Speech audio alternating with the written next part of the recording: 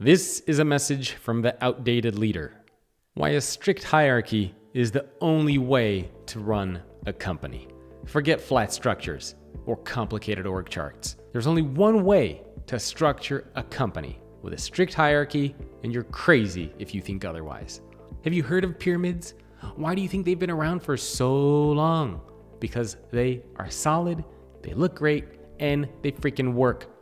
No pharaoh ever asked to be buried under some flat, small piece of ground because they understood greatness. With a hierarchical system, the leader sits at the top where they belong and sends information down to the rest of the employees. The strict structure is proven in many of the world's most respected organizations, including militaries, big banks, and industry.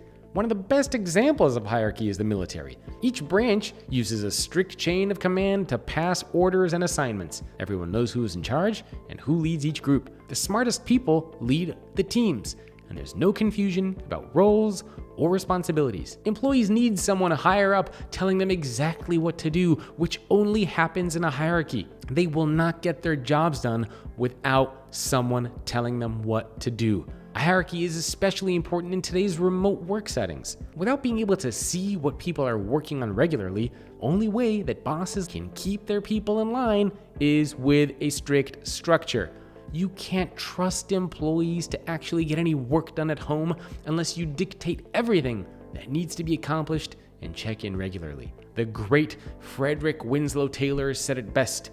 Now, one of the very first requirements for a man who is fit to handle pig iron as a regular occupation is that he shall be so stupid and so phlegmatic that he more nearly resembles in his mental makeup the ox than any other type. The man who is mentally alert and intelligent is for this very reason entirely unsuited to what would, for him, be the grinding monotony of work of this character. Therefore, the workman who is best suited to handling pig iron is unable to understand the real science of doing this class of work. Essentially, what this means is that employees need to stay in their section of the hierarchical pyramid because they are not capable of making larger decisions or doing anything more. You're the chess player, and everyone else is just a pawn for you to win.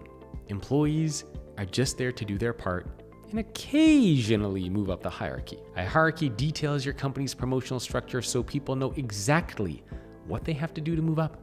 No metrics, no fluff, no BS engagement scores or perks. People move their way up the ladder without fanfare.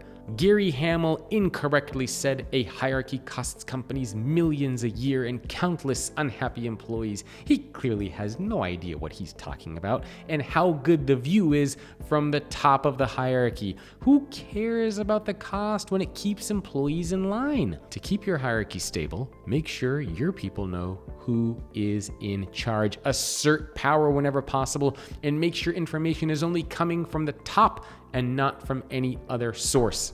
The world is confusing enough without adding a complicated or a flat organizational structure. If you want to succeed, your company must adopt a strict hierarchy. Now let's all agree and move past this silly debate so we can get some work done.